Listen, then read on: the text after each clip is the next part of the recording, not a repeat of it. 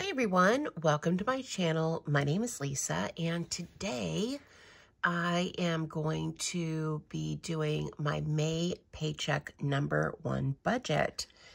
So today, what is today? It is currently Friday, May the 12th. Yeah, I'm so off on my days. Today's actually payday and I'm just now doing this budget. I got everything written down yesterday and then didn't have the motivation to actually do the budget and put it together and film it. So I'm doing it this morning.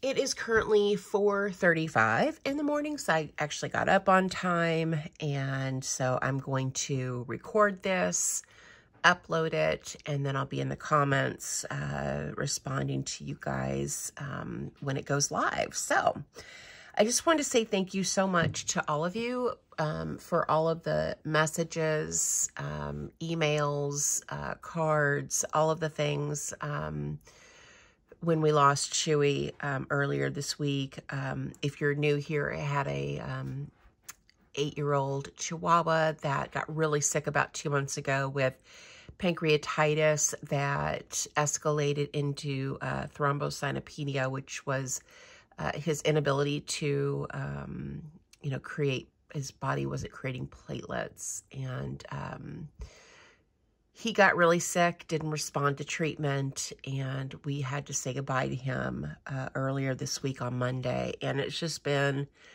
a really emotional week, been really, really sad. And so it was really nice to read all of your comments, emails, just all the support was really, it was really touching. And if I didn't get a chance to respond to you or like your comment, just know that I'm reading every single one. But I do need to get back to budgeting. I need to have a plan for my money, regardless of what's going on in life. If I don't have a plan for my money, then I'm going to go balls to the wall and spend a bunch of money that I do not have. So let's get started because it is early in the morning and I want to get this uploaded and live as close to 5 as I possibly can. So let's start with my income. So I am a salary employee. I get paid the same amount every other Friday. This Friday isn't any different, and that income is $1,550. I do contribute to a Roth IRA. I am 48 years old, or 48 years young, I guess. It depends on how you look at it. And I am way behind in retirement savings. I am debt-free, so you won't see any debt here. So I am focusing on maxing out my Roth IRA, contributing to my employer's 401k, and also saving for a house. So the Roth IRA max for someone my age is $6,500 a year, which breaks down to $250 each paycheck. So that's what I'm going to contribute this paycheck as well. So I don't have many fixed expenses this time. I was looking, that was a mess up page. I was looking at my my calendar to see what all was due, and this is payday here, and that'll go through the 25th. The water bill is due, but I set aside half each time, so I don't have anything else due these next 2 weeks aside from just breaking up my bills in half. So half of my rent is $310, and that includes the internet and trash bill. I live in Central Arkansas if you're new here, and I rent a single-wide mobile home from my kid's dad. So it is a lot less expensive than, if I was renting from somebody else. My electric bill, I am setting aside half, which is $100. My daughter texted me yesterday. I think the electric bill was less than $150, But I am going to continue to just put aside $100 every check so that later on in the summer or in the winter time, when the electric bill is much higher, I will have enough set aside to cover those overages. Half of the water bill is $25. And then my daughter Carol Ann is a PA student. She actually is graduating. She'll be done with school in October. And then, you know, she'll be looking for a job. But until she finds gainful employment, I do give her an allowance of $80 a week. And so that will be $160 this paycheck. So my total fixed expenses, and I did this off camera before I started. I double checked myself, so I'm hoping my math is right because I don't know where my calculator is at the moment. Fixed expenses total $595. I really hope that's right. Oh boy. All right, moving on to cash expenses. The first expense is food. This category is kind of a catch-all for anything you could get at Walmart. So that includes food, of course, household products, toiletries, shampoo, conditioner, body wash, all those things.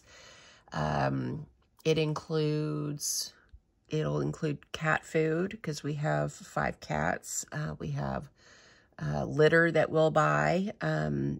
So, you know, there's a lot that that this food category covers. And so I give myself $100 a week. So that's $200 for this paycheck.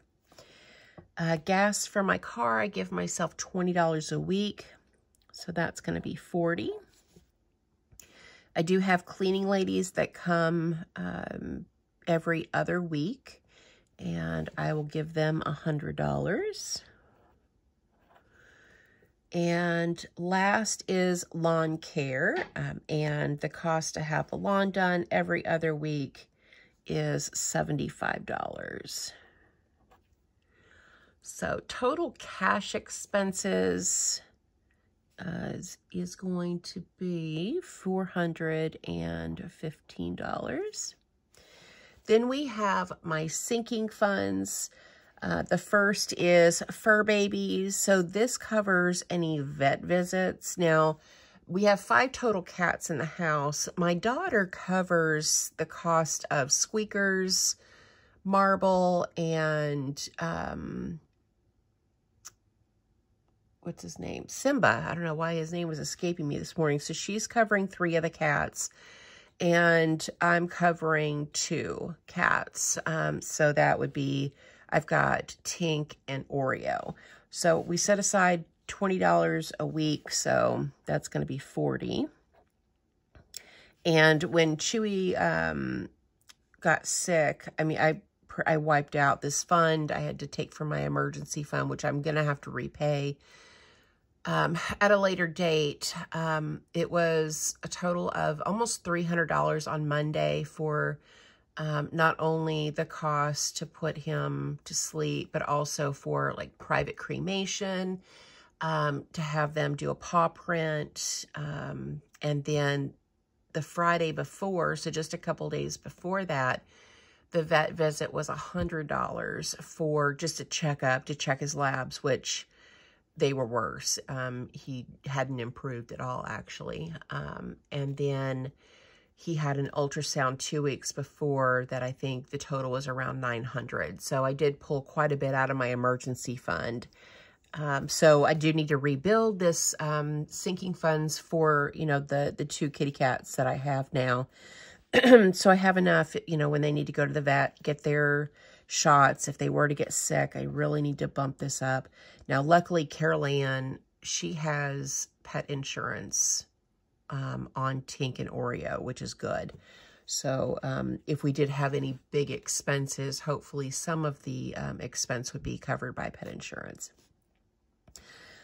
Next is car maintenance. I have a 2014 Kia Soul. It is paid for, and paid cash for it a few years ago. So this fund is for like oil changes and repairs.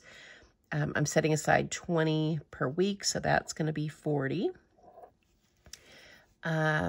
Baby, so my daughter-in-law and my son are expecting their first baby together, and I'm also setting aside $20 per week, so that's going to be $40.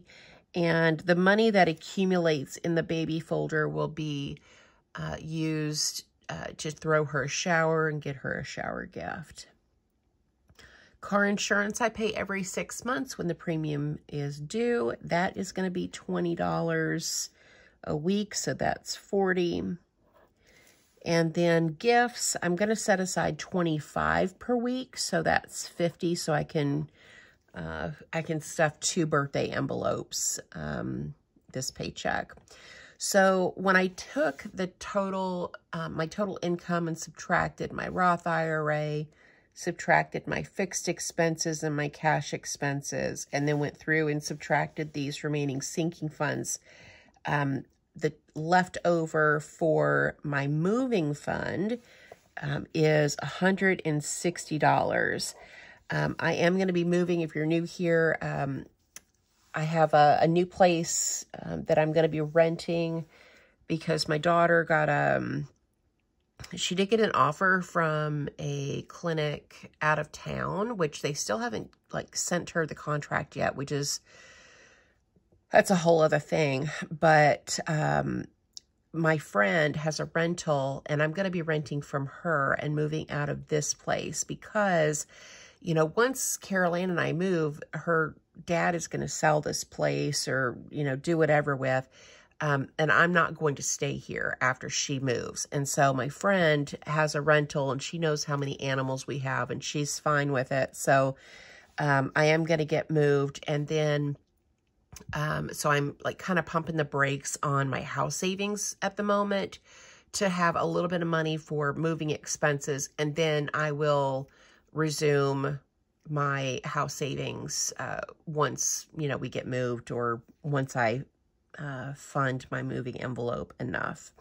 So that's exciting to have $160. So that brings my sinking funds total to $290, which is pretty good. I'm glad to have, you know, some extra money to throw at the moving envelope this time. So that is everything for this paycheck budget. You know, let me know down in the comments, especially, you know, after having all of these expenses with Chewy, about, do you have any fur babies? And if you do, what kind of savings do you have for them? Do you have a cap on your, you know, sinking funds for your fur babies? Do you have pet insurance? What is your plan? You know, I still have the 2 kitties left, and I definitely don't, I want to be prepared if something like this happens again. And I really feel like it just came out of nowhere, you know, him getting sick, and he just declined so quickly. Oh my gosh. And there just wasn't any time, you know, to save money. And I really feel like I wasn't prepared at all. And so I'm curious, you know, how do you guys prepare? Even if you don't have fur babies, if something like that were to happen, if you were to get sick, aside from your emergency fund, you know, how much do you save? I just don't know. I know I'm going to keep contributing and, you know, let that money accumulate. I'm not going to use it for anything else. So, yeah, let me know down in the comments. I would really like to know. I want to be better prepared, you know, should this happen again, which, you know, you never know with fur babies. They can get sick so quickly. But anyway, thank you guys so much for all of your support. Again, I really appreciate it. It's been a tough couple weeks, and this is my first video in a week. And you know, it's really meant a lot to have so much support from this community and so many messages. So I appreciate you guys a lot. But thank you so much for watching this video. And I hope you guys have a great day or night wherever you're at. Bye.